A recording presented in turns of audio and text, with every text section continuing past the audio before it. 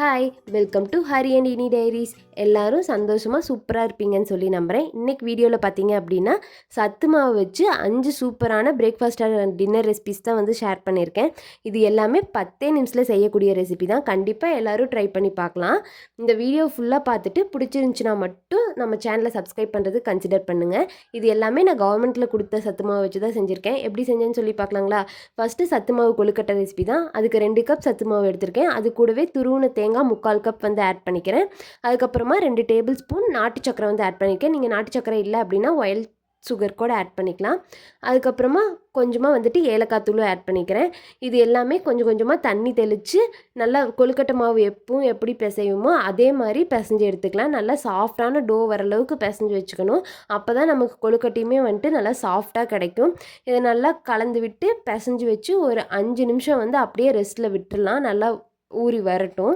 அதுக்கப்புறமா ஒரு இட்லி பாத்திரத்தை எடுத்து வச்சு அதில் தண்ணி நல்லா கொதிக்கட்டுன்ட்டு சின்ன சின்ன கொழுக்கட்டையாக வந்து பிடிச்சி வச்சுக்கலாம். நான் கையிலேயே பிடிச்சி வச்சுருக்கேன்.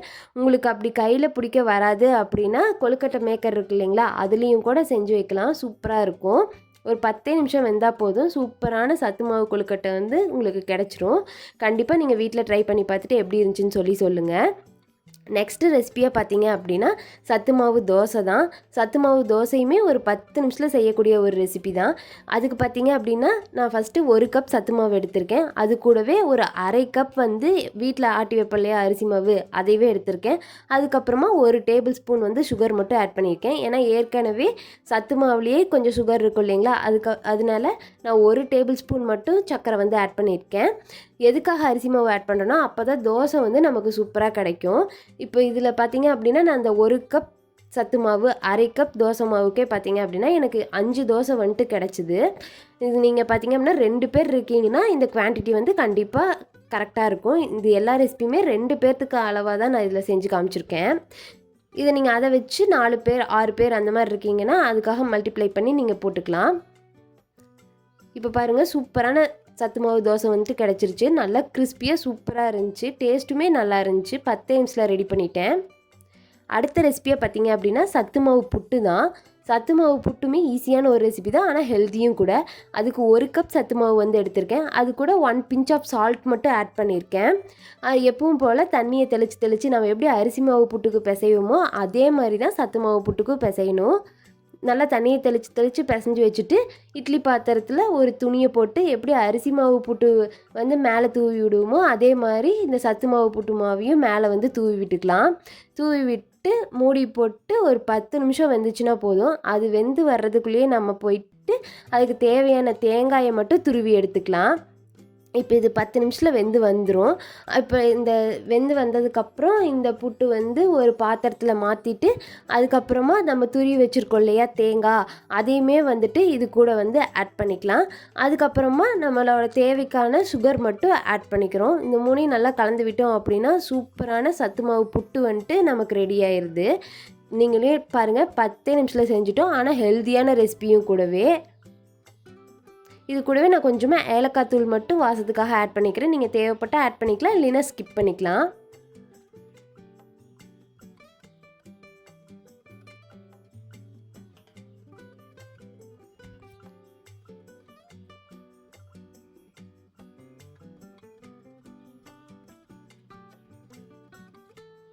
நெக்ஸ்ட்டு ரெசிபியாக சத்து மாவு இடியாப்பம் தான். சத்து மாவு இடியாப்பமுமே டேஸ்ட்டு சூப்பராக இருந்துச்சு. அதுக்கு பார்த்தீங்க அப்படின்னா நான் 2 கப் சத்து மாவு எடுத்திருக்கேன். அது கூடவே பார்த்தீங்க அப்படின்னா கொஞ்சமாக 1 பிஞ்ச் ஆஃப் சால்ட் மட்டும் ஆட் பண்ணி ஏற்கனவே நான் இதை ஆட் பண்ணுறதுக்கு முன்னாடியே கொஞ்சமாக சுடுதண்ணி மட்டும் காய வச்சு வச்சுருந்தேன் ஒரு பாத்திரத்தில். அது இது கூடவே கொஞ்சம் கொஞ்சமாக கலந்து விட்டு நல்லா கிளறி விட்டுக்கலாம். எப்போவும் அரிசி மாவு இடியாப்பத்துக்கு என்ன கன்சிஸ்டன்சி கொண்டு வருவோமோ அதே மாதிரி கொஞ்சம் கொஞ்சமாக தண்ணியை விட்டு நல்லா கிளறி விட்டுக்கலாம். கிளறி விட்டு நல்லா ஒரு சாஃப்டான மாவு கிடச்சதுக்கப்புறம் ஒரு 10 நிமிஷம் வந்து ரெஸ்ட்டில் விட்டுடலாம். அப்போ தான் வந்து நமக்கு இடியாப்பம் வந்து நல்லா சாஃப்டாக வந்துட்டு கிடைக்கும். அதுக்கப்புறமா இப்போ இந்த மாவை எடுத்து இடியாப்பம் மேக்கரில் போட்டு சூப்பராக புழிஞ்சு விட்டோம் அப்படின்னா நமக்கு சத்து மாவு இடியாப்பம் வந்து ரெடி ஆயிடுது. இதுவும் இட்லி பாத்திரத்தை எடுத்து வச்சு மேலே அப்படியே புழிஞ்சு விட்டுக்கலாம். புழிஞ்சு விட்டு இது 10 நிமிஷத்தில் வெந்து வந்துடும். எல்லாமே 10 நிமிஷத்தில் வெந்து வந்துடும்.